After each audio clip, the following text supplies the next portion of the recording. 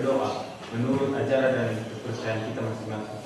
Berasal melalui diri anak Yesus Kristus Juru Selamat kami. Amin. 17 Agustus tahun 45 3 ya. 17 Agustus tahun 45, itulah hari kemerdekaan kita. Kita tetap setia membela negara kita. Pada hari ini, apakah perlu ada yang tidak hadir? Tidak. Semua yang hadir ya? Iya.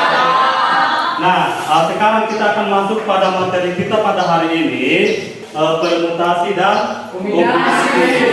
Nah, sebelum kita membahas tentang permutasi dan kombinasi, maka kalau lihat dulu. Itu sebelumnya kita sudah belajar tentang materi apa yang terakhir nunggu? Faktorial. Iya, faktorial ya. Jadi nanti nunggu faktorial ini nanti akan kita gunakan untuk pada materi permutasi dan kombinasi ya. Jadi makanya kita sebelum belajar permutasi dan kombinasi, kita belajar faktorial karena itu merupakan materi pendukung untuk permutasi dan kombinasi. Coba Matias bacakan dulu apa tujuan pembelajaran kita pada hari ini.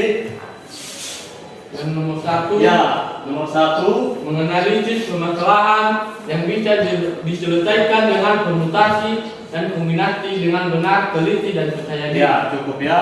Jadi maksudnya itu belum nanti setelah mempelajari kombinasi dan permutasi, kalian harus bisa menganalisis mana permasalahan yang bisa diselesaikan dengan kombinasi dan mana yang bisa diselesaikan dengan permutasi. Jadi itu tujuan belajar kita pada hari ini. Kalau nanti ada permasalahan misalnya, oh ini bisa diselesaikan dengan kombinasi, oh ini bisa diselesaikan dengan permutasi. Jadi itu nanti salah satu tujuan pembelajaran kita pada hari ini. Nah yang kedua, apa yang kedua tujuannya? Menyelesaikan masalah kontekstual yang berkaitan dengan aturan penjumlahan, perkalian, permutasi dan kombinasi dengan benar, teliti dan percaya diri. Selanjutnya untuk apa kita belajar kombinasi dan permutasi? Nanti materi kombinasi dan permutasi itu anak-anak itu nanti akan kita gunakan pada pelajaran peluang.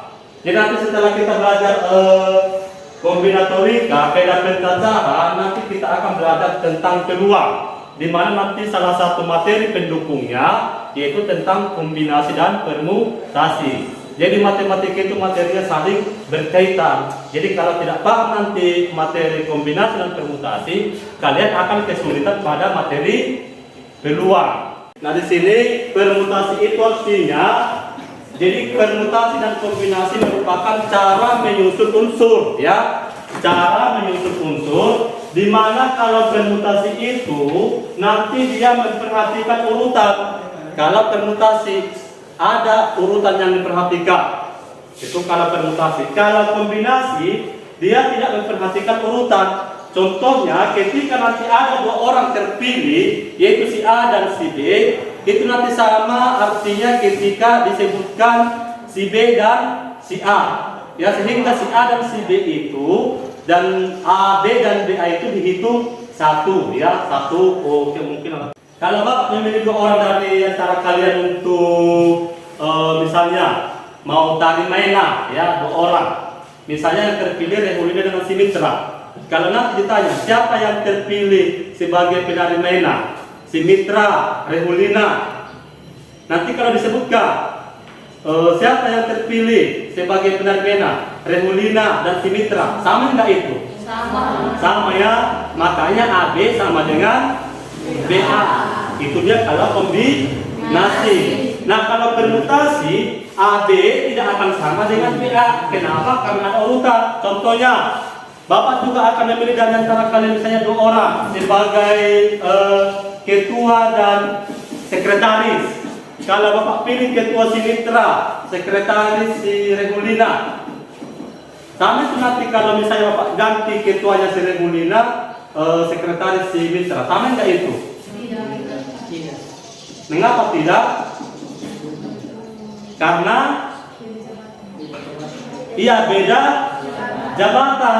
Jadi disitulah nanti AB tidak akan sama dengan BA karena ada jabatan atau posisi. Jadi ketika si Mitra nanti jadi ketua, si Remulina jadi sekretaris, tidak akan sama ketika si Remulina jadi ketua, si Mitra jadi sekretaris. Itulah yang namanya permutasi, memperhatikan urutan. Ini P permutasi, dan N tadi sudah Bapak sebutkan, N itu adalah banyaknya unsur yang tersedia. Di sini kita ada berjumlah berapa orang? 25. Berarti kita bentuk 4 kelompok, satu kelompok itu 6 orang. Ayo silakan dibentuk kelompoknya dan silakan bergabung dengan kelompoknya masing-masing. Pengibar bendera yang terbentuk, ya.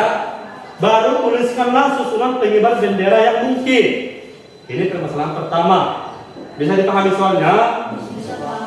Media yang sudah Bapak sediakan, di sini nanti ada kertas manila sebagai tempat untuk menempel nanti yang namanya kartu-kartu nama. Karena tadi kita misalkan guru-gurunya sebagai A, B, C, dan D, ya. Di bawah, iya.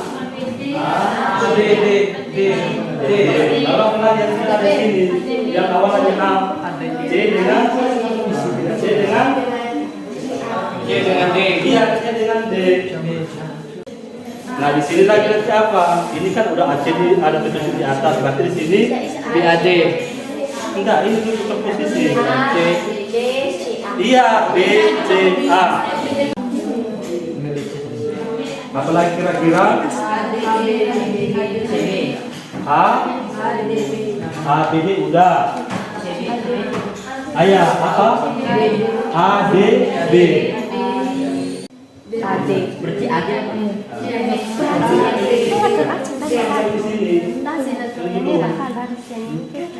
pakasnya DB, ADB, AD dan AD, B,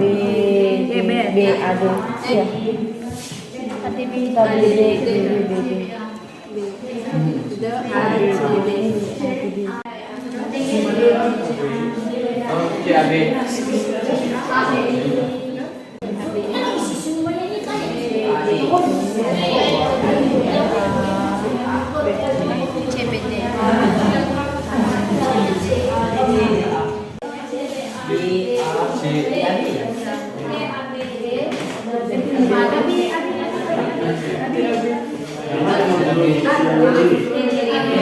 Coba mana B?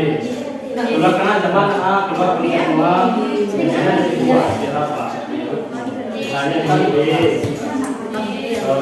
Itu di sini. B. Coba kita membaca A, B, C sama dengan semua yang sama, ya. Baik, saya akan dari grup 1 akan menjawab permasalahan pertama, yaitu dengan cara yang pertama, yaitu dengan cara manual atau menghitung satu persatu, di mana ada berbagai kemungkinan atau unsur yang berbeda.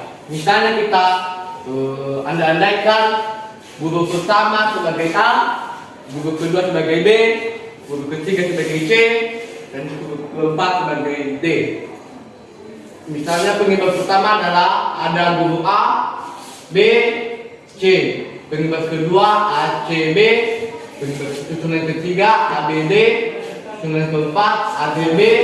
Susunan kelima A, C, B, A, C, D. Susunan keenam A, D, C. Unsur yang sama itu dihitung dengan satu. Contohnya A, B, C sama dengan A, C, B sama dengan B, A, C sama dengan BCA, sama dengan CAB, sama dengan CDA.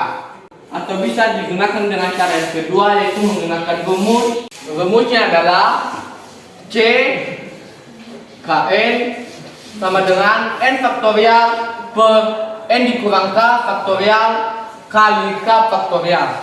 Baik, jawaban yang permasalahan yang kedua adalah susunan kedua ACB, ketiga ABD. Susunan yang terjadi adalah 24 susunan.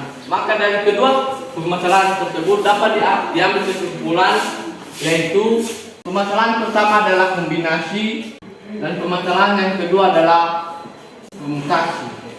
Begitu jawaban dari kami. Terima kasih. Ya, silakan dulu.